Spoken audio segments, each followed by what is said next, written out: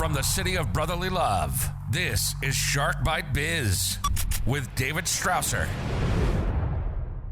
You just arrived to the newest episode of Shark Bite Biz. I'm your rockstar wannabe host, David Strausser. This is your place to learn how to grow a business during complete global chaos.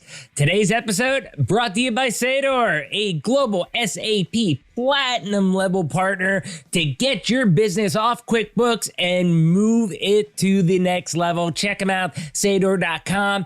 And today, we're going to be talking all about marketing for local businesses. First, though, remember, please download the Shark Bite Biz app on Android at the Google Play Store. You got to do is type in Shark Bite Biz, 3 words. And remember, that's the place you can find every single episode of the show, every audio, every video file. It's all right there in the app. Now, let's get back to today's interview. People discount the power of local SEO marketing sometimes. And I think they just kind of have like the mindset like, I need Google ads or LinkedIn ads or Bing ads if you're still binging out there.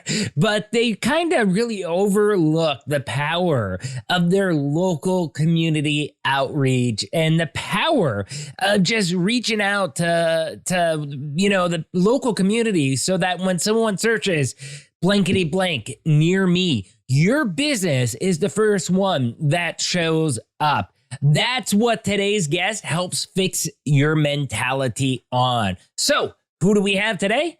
None other than Laura Nelson. Laura Nelson has marketed, sold to, and collaborated with local businesses for over 10 years of her career as a marketer and business manager. Following progressive roles with Broadly, Reputation.com, and Patch, she is currently VP of Marketing at Signpost, based in Denver, Colorado. So, hey, without further delay, let's bring Laura right on in here. Business strategy. Laura, welcome to Shark Bite Biz. You, my friend, you just became Shark Bait. Thanks for having me. So glad to be here. Oh, no problem. I'm glad to have you on because I love talking to marketing people right now, especially with the way that the economy's going, First budget, everybody cuts down, always seems to be marketing. So I don't get that trend, but I think it's an awesome time to have marketing people on, spreading why it's probably the worst thing you can do for your business right now. Mm-hmm. Yeah, absolutely. I hear that all the time. Hey, marketing spend is the first to go when things get tight, but that's a sign of a weak business, right? And a very short-term mentality. Yep, I hate it when people think of the now instead of thinking. You have to think of the now, don't get me wrong, but you also have to think of the future too. And, if you only think in the moment short term, you're not going to reach those long-term goals. But before we go any deeper, I've got to ask you, we have tradition on the show. Very first question out of the gate.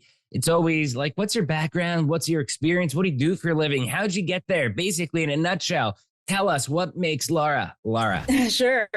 So I'm currently VP of Marketing at Signpost. We work with thousands of local businesses on their marketing programs. We're a software provider. We're also a service provider. You can read more about that on our website. But going back, I am the daughter of local entrepreneurs. My parents had a publishing business for a long time, and their last endeavor, they published a shopping and lifestyle newspaper for the western suburbs of Chicago. They did this over 20 years, and it was one of those papers that featured a number of local interest stories, profiles of celebrities from the area, but also a lot of news about what the local businesses were doing. It was also ad supported. So we had over 100 advertisers a month. And that was my real exposure to the local business community, how to interact with them, how to help them market themselves. And I grew up working in the business in all functions. Yeah, it's kind of interesting. A lot of people come on the show and I guess you can say that we get some flukes every now and then, like, oh yeah, my dad was a plumber and I hated that, but I wanted to go into sales business or whatever, he just worked for some firm or whatever. But more often than not, the guy whose dad was a plumber actually owned the plumbing business. And, with your parents being business owners. And it seems like, I kind of see the trend, and it's with myself too, that my dad was the owner of a small contracting company doing roofing, siding, windows, stuff like that. So I've always kind of had that entrepreneurial mindset in my brain. I mean, even with my daughter right now, I mean, she's 9 and she stands outside every weekend selling paintings and drawings and sketches to all the neighbors, and it's funny because you can see the apple has not fall from the far from the tree. Do you think that's definitely the case with your background there? Because it seems like it's kind of similar in that in that way. I think so. Although I'm one of 4 kids and I'm the one who had the most involvement with the business. Now, all of us had roles at some point or another, but mine was the most long-standing. And I would say I'm probably the most entrepreneurial of the kids. They have more corporate jobs, or my sister's a school nurse, things like that. So I would say, yeah, I think I inherited those qualities most strongly from my parents. Definitely same case with me. I was one of 4. I probably had the most involvement for a while. I mean, my brothers helped out, like doing some jobs here or there, but they were more just doing the actual work, not on the business side of things like I was, where I hated the manual labor. I'd rather be out there selling the projects I do. Well, that totally makes sense. And it was unavoidable in our family. So my parents ran this business out of our home. So people were working from home. Okay, so you get it. I get it. I mean, you walked right through our backyard and it connected to a building that was technically at another street, but my father had them all connected. And that was his warehouse for his business, where his office was, and then all the equipment, and where there's a lot next door where the vehicles would be parked. And it was bright and early. You'd hear all the clankering, 4, 5, 6 a.m. depending on the day that it had ahead of them, of everybody getting their equipment together, throwing the ladders on the trucks or the vans and stuff like that. So it was pretty similar environment, I'd say. Different industries, but still similar in many regards. Yeah, we didn't have the benefit of another building. Working from home before it was fashionable. Absolutely. I get you. But I mean, to be fair, it did feel like it was still part of the house. It was a separate building, but I mean, my backyard was half this building. So it was, and it wasn't the biggest building either, because we're talking rural Pennsylvania, where, you're talking more like row homes type stuff. So it was pretty crazy. But it really instilled a lot of those foundations into me that I've taken to heart throughout my whole life. So, one of the hot topics today, I mean, as we record this interview, I mean, like today, for example, Meta's laying off 11,000 employees. I could tell you YouTube ad revenue for things like this channel are way down compared to what they were 6 months ago. And explanation is that advertisers are pulling out their ad revenue for marketing their businesses. So in this type of economy, what does online marketing for local businesses look like? What should they be doing? What should they be focusing on? Yeah, I think there's definitely a case to be smarter about marketing, and we can talk about how to measure that and what it means for local business owners. But I think the biggest mistake, kind of like investing, right? We saw, when the market dipped for COVID, there were people who got out immediately. And what happened? They realized their losses, right? And then they didn't benefit from that bounce back. Right. That's where a lot of the what do they call them? Retail investors, like the people at Robinhood. That was me at the time, for example.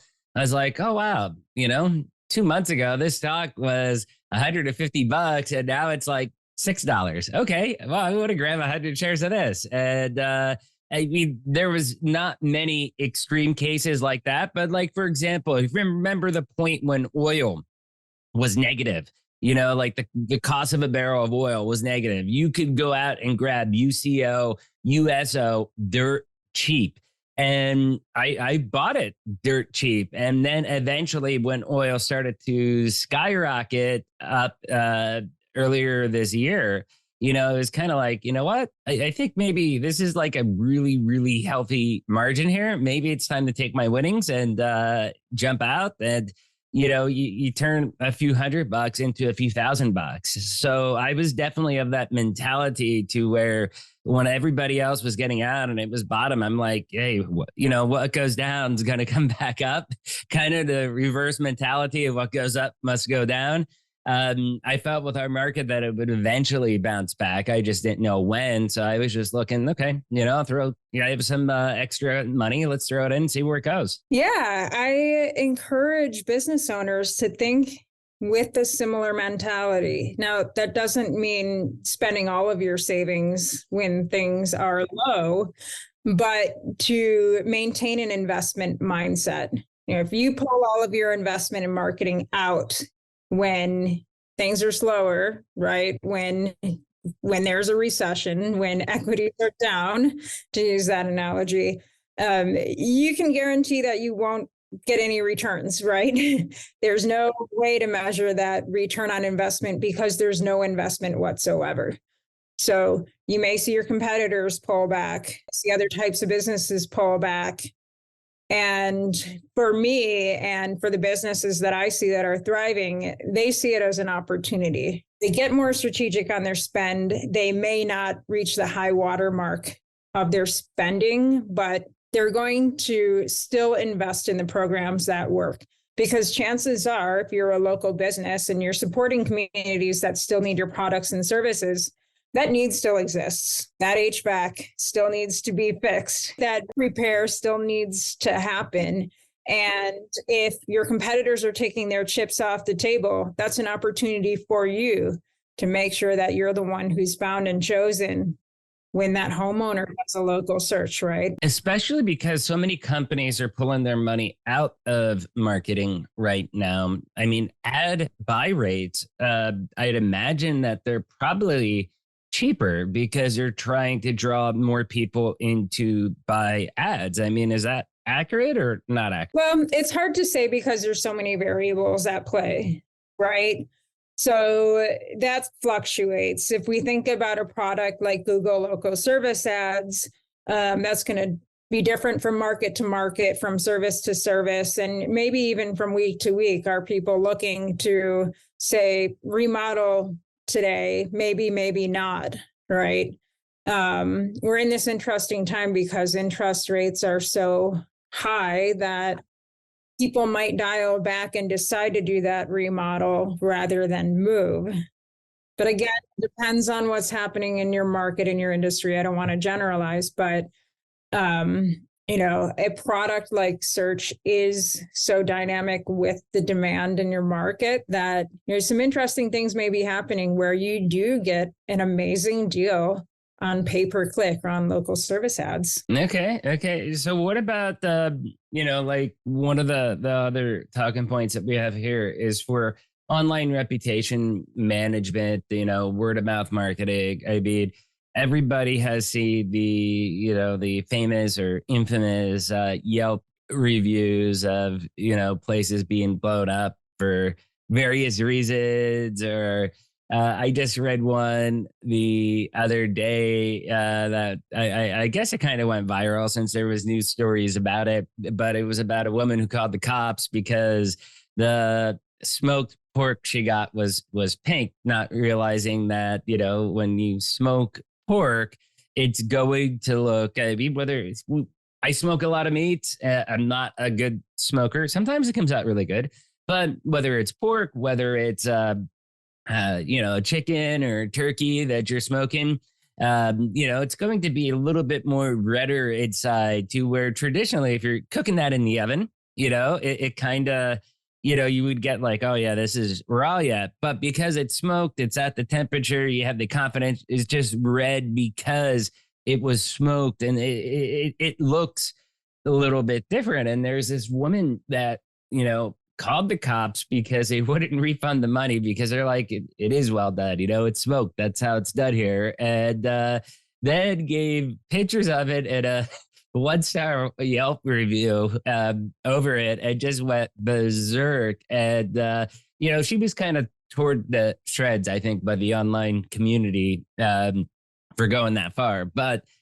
how does a business manage that type of online reputation stuff where things easily, just from one person these days can spin out of control? Yeah, that's a great question. We get that all the time. For those of you who are not familiar with Signpost, we are in the online reputation management space and have been for a long time. We've since branched out into other areas, but this is still a major reason why companies come to us for help. It's really unfortunate when one customer or one person, doesn't even have to be a customer, goes to your listing and blows things up, so to speak, or your Google page, for example.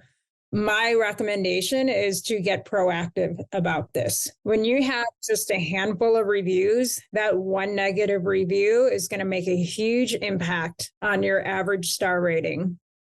Whereas if you're building up dozens or hundreds of reviews, that one person doesn't stand a chance of blowing up your business online.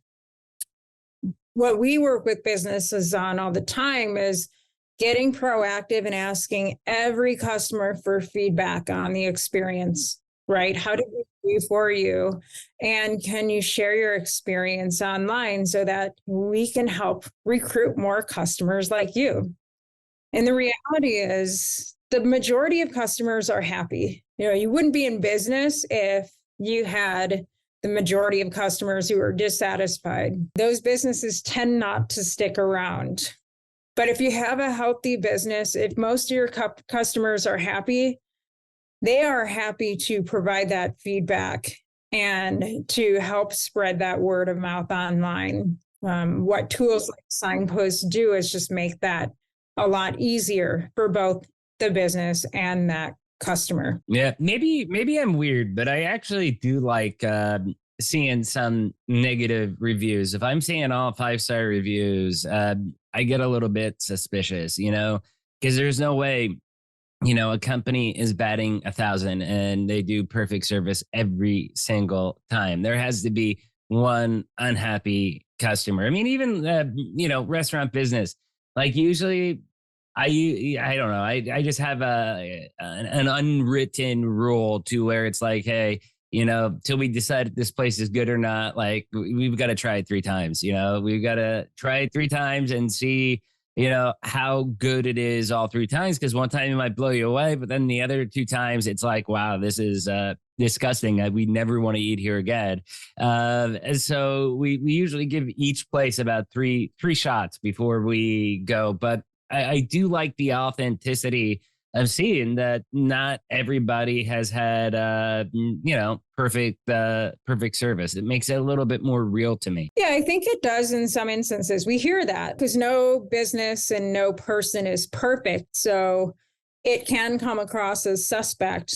It's like, hey, what's the deal? Are they cleaning up all their negative reviews? Chances are, if you're in business for a few years, you are going to get some negative or neutral feedback. That's okay. You just want to make sure that, the breadth of your customers are heard online. So the dissatisfied people, if you play defense, dissatisfied people are the first to go online and tell the world, right? We've all been in that experience with a restaurant where we've had slow service or got food poisoning or whatever the case may be. So we'll be on that review instantly. So there's a little more grace in restaurants, I will say, because the stakes are lower, right? This is not an expensive purchase, but there are other purchases, things dealing with your home, say That roof repair, for example, that siding job, these go into the thousands of dollars, and customers don't want to be wrong. I mean, we always have to go back and, a patch here, patch there. I mean, it could be 5 years later, it could be 10 years later. And it's like, you just kind of do it out of customer service and just standing behind your craftsmanship. But I mean, again, I'll go back to the roofing business because, having that experience when I was younger. But, with that, it is, things are going to eventually happen, so it's like, okay, you go into it with your pricing, you have it built in, to your margin, stuff like that, like, hey, we're probably going to have to do a minor repair here or there, unless it's something like wind damage or storm damage, something that their insurance should be covering. But if for some reason what the roofers went down, maybe they just didn't seal, like a valley in a roof the proper way. And it's like, okay, now they've had a first storm like that's been heavy 6 months later, and they see some water coming in. Like, okay, we just go out there and fix it. No arguments. Like, we'll take care of it. No problem. And customers respect that because they also, like I said, I think that most customers want a good experience, but they don't expect everybody to be perfect every time. Yeah, absolutely. And I think, that expectation setting is so important at the beginning, especially as you're going into these more expensive projects.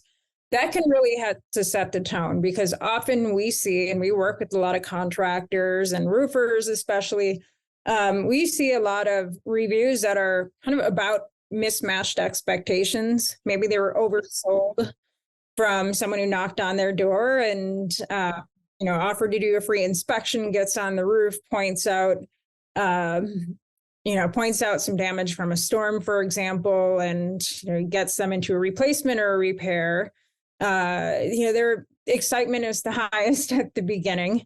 And there can be things that happen along the way that don't match that expectation from the beginning. Framing, how you frame it with the expectations is critical. I mean, right now we do ERP implementations, and I'm upfront with them. I think that's why people love me, that end up purchasing off us, because I'm like, hey, yeah, there's a risk that your project can go off the rails. I mean, you're in software world to where things may not always be perfect, but we do have a lot of different review checkpoints. We do have a lot of things to try to mitigate those risks and to keep your projects on track. But even with that, every now and then you do get one that kind of blows up on you. And it's like, I don't want to be the person who sells that type of project. So we try to do everything we can up front, be upfront, make sure expectations are set. And, I think customers kind of respect that a lot more when you sell it the right way. Yeah, absolutely. And that's, it's critical at the beginning to level set and to be realistic, what you intend to do and what can potentially go wrong too. We were talking a little bit before about what businesses should do, about playing defense or offense. Well, you didn't say offense, but you kind of alluded to offense. Defense, offense, as far as reviews. I mean, how can they be more proactive as far as getting those positive reviews? Because as you said, rightfully so, the angry customers are going to be the first ones to yell and scream on a site like Yelp or Google reviews or whatever it may be.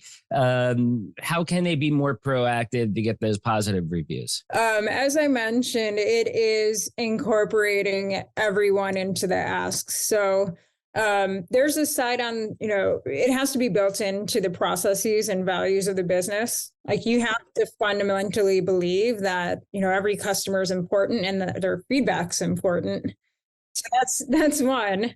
And then you have to build that into your internal processes. So, let's take your business, for example. Asking for feedback and asking for that review should be part of that final walkthrough. With our ERP solution software, I mean, once we go live with our customers, that is something that we do. We do that as part of our implementation process. once a customer goes live, there's a period that we call hypercare, because once they go live, there's always bumps in the road. They're going to be slow. Now that they're using it in real life, even though it's been tested thoroughly, nothing can really replace the day-to-day real life experience of using the system. And, you have the bumps in the road. So they go through that hypercare period, and then we do a turnover to our support team once all the little hopefully minor bugs are all worked out. Then we turn it over. But then in conjunction with turning it over to our support team for the future management of that existing system, we also do a customer kind of satisfaction survey type thing, to where they get on, they talk to someone who they've never met before from the company, and they say, hey, how was the sales cycle? How was it explained to you? How well did we meet your expectations? How well did the implementation do? And we kind of cover everything from the start, from the first time that they become a lead, all the way up through go live, and until turning it over to our support team when they're finally ready. That's kind of the culture that we built around that, with setting expectations, framing, all that stuff. I mean, would you say that that's pretty solid for a business like ours? Yeah, absolutely. I think that expectation setting, that check-in for feedback is critical. Then are you circling back and asking them for a public review at the end? Well, what we do a lot of times, instead of public reviews, is we'll try to, not like on Yelp, not really on Google, because I think I think our marketing department has done research into this, and they found that actually wasn't helpful for us. What was more helpful was getting them as far as case studies and stuff like that. So we would go back then and try to get them as a referenceable client in a case study, especially because a lot of businesses, they end up changing people. Okay. They change people, whether it's executives, whether it's project managers, people that were there during the implementation aren't necessarily there 5 years later when it's like when we need them for a referenceable client. I mean, all they can say at that point is, system works good. We love it. Vision's been great for us, but I wasn't here during the implementation, so I can't speak to that. And that's where we kind of found out that having the case studies, so that way we can present that like shortly after go live, the experience, all that stuff has kind of helped us a little bit more. Well, I don't know enough about like your target market, but I will say in residential, most likely people are starting their search on Google. This is the reality, the majority of the time. And either they got a referral and they need to Google the name of a business, and that knowledge panel shows up on the right, or they do what we call it is a category search, where they're looking for a roofer in their market, for example. And there's listings that pop up in that Google 3-pack. And the only differentiator really is their online reputation. They're not getting to your case studies. The roofing, that was years ago. That was my father's business. Right now we're in software. So that's a little bit different. But the roofing, I could definitely see how that would make a huge impact with us, because we're doing business to business, and most people, they're not looking up our company by name. They're more looking for products. And then once they find, SAP Business One or SAP Business by Design or S4HANA, things like that, then they either reach out to the publisher, be an SAP, like, hey, who do you recommend us go to? And then they'll send us to that, or they find us in conjunction with those products. And that's how they end up reaching out. So it's a little bit different than someone that would be looking for a residential roofing lead in that aspect. Yeah, absolutely. The scope of my conversation today is about local marketing. So, definitely you're in a business to business, more enterprise motion. That's not really what I'm covering today. Well, we do it locally. We are hyper regional to where, for example, we reach out to the DC, Philly, New York, and Boston metros. So what we try to do is get those areas, those suburbs right outside of those areas, and we try to, market locally to those, and we keep a local presence in each one of those markets. So that way we are local to the customers in those areas. So anyways, as far as one of the things that you mentioned earlier was like, you have tools as far as how you can gauge the ROI and stuff like that, as far as what's working, what doesn't work. Are you able to kind of jump into that area a little bit? Sure. So again, like the scope of what I'm talking about is the type of business that sells to local consumers. So B2C businesses. We'll set aside the example of your business software B2B, a little more niche than a lot of our listeners are going to be, a lot of them are working professionals, whether it's like roofing companies. We've had a lot of contractors come on that are fans of the show, for example. So you are speaking directly to those markets. I just like to try to use myself as an example because it's easier for me to talk to instead of coming up with hypothetical situations. But yeah, if you could please speak to your expertise in those areas with the business to consumer type sales. Yeah, absolutely. So I'll address then the tools that we have for those types of businesses, and hopefully that encapsulates your following here. So I mentioned online reputation management. Signpost has been in that space for a long time, and that is that proactive priority on following up with and getting feedback from customers. This can be offline in the form of surveys, or it can be online in the form of Google reviews, Yelp reviews, Facebook, etc. So that tool works on email and text. But you talked earlier about experience, or you mentioned experience, and that is another critical area where local businesses really need to focus, right? It's not just in delivering a product and hoping the customer is satisfied. And, that's the case with, say, like the pink smoked meat, right? Maybe there were other opportunities to educate that customer along the way before she got to Yelp and delivered her feedback. I mean, honestly, with that, I think it could have just been easily mitigated. Okay, whatever. Here's your refund. Please leave. And just left it at that. But they won't refund the money. I think they offered her a piece of chicken or something like that. But she wanted a refund, and they're like, no refunds, and they were firm on it.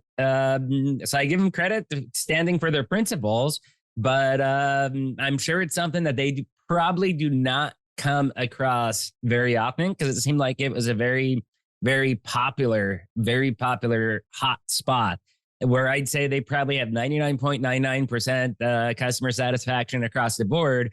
And to get that one super angry customer that's going to blow everything up, it was probably a rare experience for them. Yeah. So putting that aside, every business, no matter, whether you're in the trades delivering a service or selling a product, needs to think about their customer experience. In other words, what is that experience from the time someone initially gets in touch with you?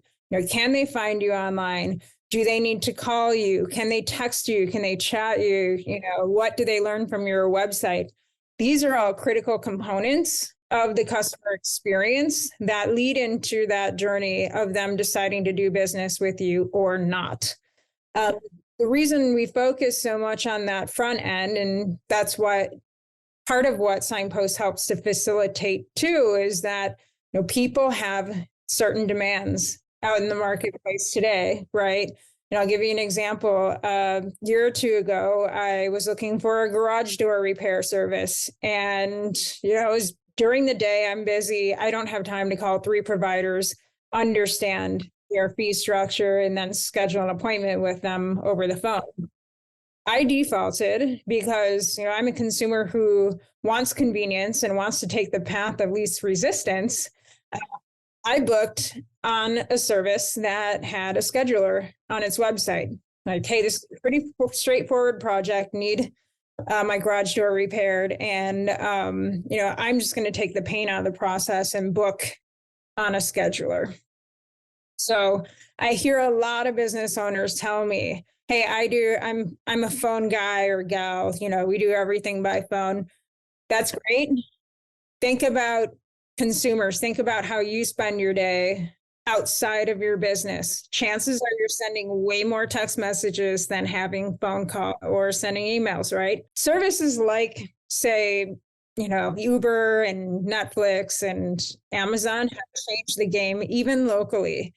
And while it's not expected that you're going to deliver something with prime speed, you can start to provide some of that technology and immediacy, how you get back to people and how you communicate with people. So to piggyback off your experience there, I mean, when I buy a car, okay, and I was up until the great car shortage of COVID, I usually got a car every 3 years. I mean, we were leasing, so I turn the old lease in, get a new car, but I would never, I'm way too busy to go in person to buy a car, and I'm not spending a half day at a dealership. Okay. To find a business that would, especially pre-COVID, that would actually cater to that. I mean, most sales reps, and I worked in the car industry for a hot minute, during the Great Recession. I needed a quick job, got a job selling cars for about 2 months, did really good. Like I really was a good car salesman, believe it or not. But I don't like selling cars. It's not something that motivates me. It was more of, there are no jobs out there and I need to make some money somehow until I can get something else. I ended up doing my own consulting agency, and that's what I left for. But I know that the way that those people think, oh, you just got a tire kicker. They're not going to buy, they're not buying out the phone. They need to test drive this. And it's like, no, I researched what I wanted. This is what I want. Okay. You've got it. Okay. I'll fill out your credit app, and give me your best pricing, down payment, stuff like that. And if your figures match my figures, I'll come down, I'll sign, give you whatever I got to pay, and then I want to leave. Like I want to be in your dealership for an hour or less, and to get people to actually do that pre-COVID was very, very hard. However, I was successful, and it would take me sometimes emailing, 5 or 6 different dealerships until I got it. It usually ended up being the younger, maybe not younger in age, but younger in experience sales rep that was greener. I was like, okay, I'll play ball with this. I got nothing else to do. And they ended up getting their sales because I was serious. I just didn't want to be stuck in a dealership, and I couldn't afford to be stuck in a dealership for half a day or longer because, buying a car, a lot of times at the dealership, you're there, 3, 4, 5, 6 hours sometimes. And I think that kind of goes with a little bit with what you're speaking about. Yeah, absolutely. I mean, I bought a car that way in 2011, just by email before driving it. So it's nice to see that other markets are catching up with that. But yeah, that's, that is the reality of the discerning consumer today. Like they are not going to come on site. They are not going to waste a lot of time on this process in person. They will do a lot of their research ahead of time. And when they get to you, they may have their mind made up. But if you drop the ball, you don't call them back, they fill out a web form, it goes into a black hole and they never hear from you, they're not going to do business with you. Let's talk about the path going forward, and let's finish, up with this trend. We're pretty much at the end of 2022 as we're recording this, and this will air closer going into 2023. The economy at this point, we've probably have had 2-3 quarters in a row that it's been economic downturn. So I would say no matter what definition you use, we're probably in some sort of recession. How big is the recession? I guess history will tell, how long it takes until things bounce back. But with all that in mind, I mean, what are you seeing as far as the, newest trends, finishing up this year, going into next year? What should businesses be looking into possibly doing? And again, for people listening, we're talking about, residential, individual consumer, not the B2B marketplace. So we touched on, some of the programs deal with advertising and, demand for that and response to that and pricing for that will fluctuate. I would say take a hard look at your numbers. There is a lot of waste here. I'm not saying turn off your programs altogether, because chances are some things are working. If you're seeing a strong ROI on Facebook ads, there's no reason to turn that off. So first step is to measure the output. What would you consider a strong ROI? Sorry about that. It really depends on the type of business, but everyone should have in mind like what the cost of that lead is for their business, right? Measure their close rate on that lead, and that leads to a cost of customer acquisition, right? And so it's going to be different across different types of businesses, but if you're a business owner who doesn't have an idea on what you're spending per lead and what you're spending per customer, take the time to learn that, because you need to establish a target and you need to establish a baseline and then measure for your performance over time, to make sure that you're getting that ROI that you need from programs like Facebook. I would also say not only just, that you're getting the ROI, but measuring that cost per client acquisition, that over time you're able to try to get that cost down and minimized. I mean, that might be a little bit hard because some things may be cheaper now than when things are booming. But again, you're talking about averages, trying to get that average down as much as you can. And I don't know. I mean, with the market the way that it is, while a lot of people are down on it, I see a lot of positives. I see opportunities for businesses if they make the right moves, that they can take advantage of what their competition isn't doing. Absolutely. I mean, there definitely are opportunities. We have a lot of businesses that come to us. They've reevaluated all their tools and their people. Some can't even hire someone to manage the office or answer the phone. They come to us and say like, hey, I'm going to spend, $250 to $500 a month on live receptionist service, because like, I know you guys at least answer the phone and get messages to me when they can't do so locally. Right. So that's another trade-off you can think about. Like, what kinds of services can you outsource? And I'm not talking about outsourcing to China, but to a service like Signpost or others where we have people in the United States who can help answer your phone. I think that's critical right there too. I don't want to throw ASUS up, but I'm going to blow ASUS up because for the first time in my life, and because of this podcast too, I needed to upgrade my laptop. And just because of the way that the supply chain has been with chip prices and stuff like that, which led to the CHIPS Act, it was very hard to get an upgraded laptop at a reasonable price.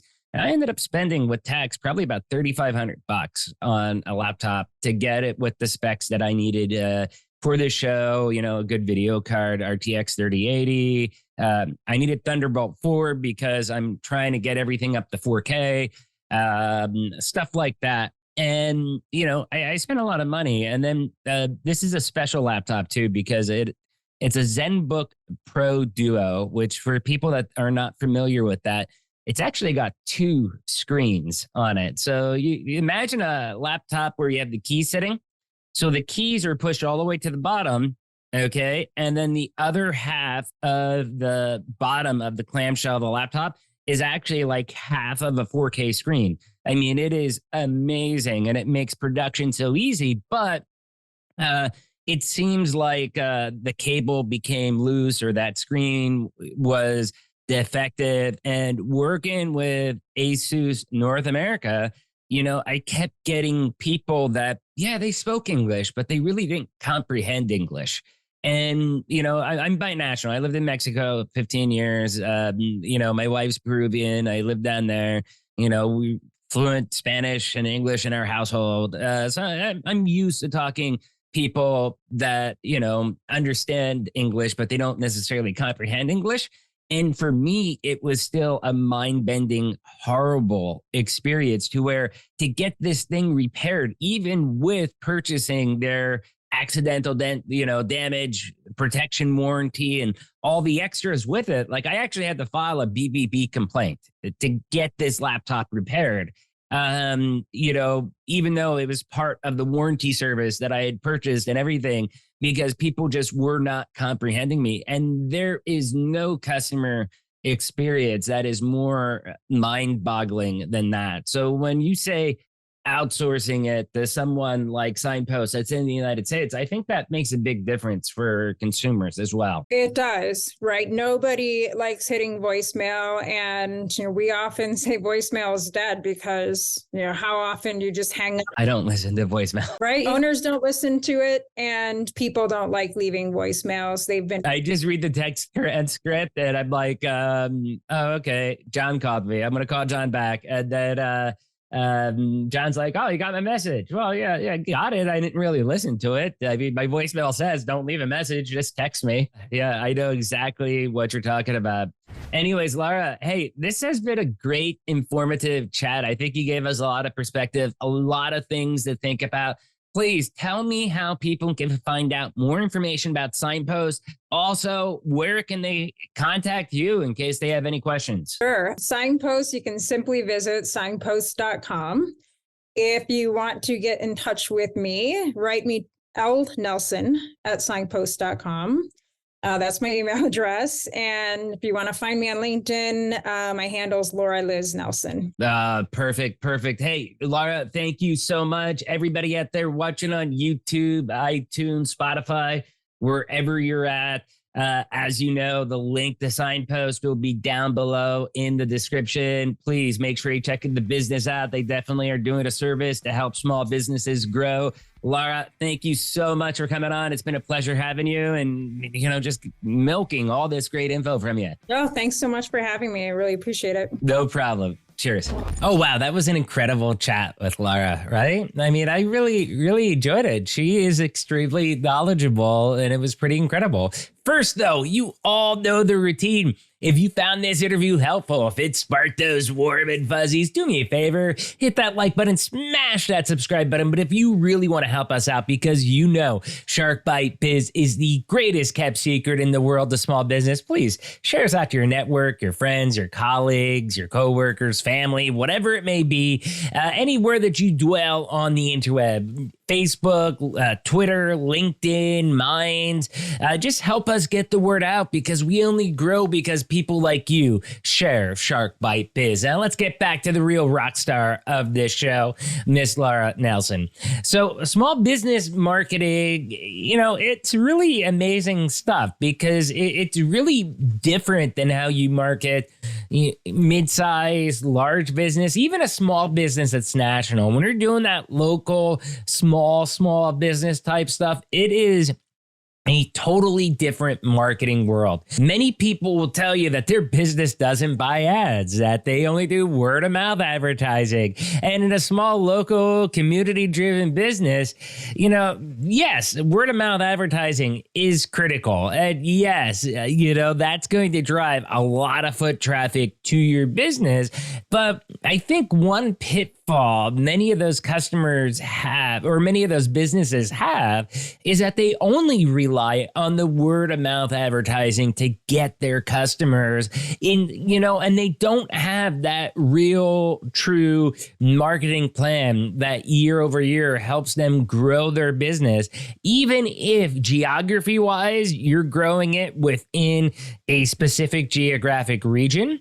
Okay, but what you're doing is you're getting greater penetration and you're bringing in more customers from that area. So even if you're in a limited landscape, you can still do greater penetration with a smart marketing plan. I think that's kind of what Laura was trying to get across to us. So awesome stuff, Laura. Thanks for coming on and sharing about how you're helping local small businesses get the word out about their services, about their business. Totally love it. Question of the day. Did you ever just fully rely on word of mouth advertising? I'd love to hear those stories down below. Leave a comment if you're watching on YouTube. Do you want to be on the show? If so, shoot out an email, interviews at sharkbitebiz.com. If you're watching on YouTube, please join the channel. $3 a month, you can become a baby shark on YouTube again. Also, please don't forget to check out our sponsor, Seidor, Seidor for those listening, an SAP Platinum partner. And they can help you, or I can help you, with your accounting and business software needs. You all know this now, but I'll tell you again. I'm David Strausser. This is Shark Bite Biz. We'll see you all next episode. Ciao.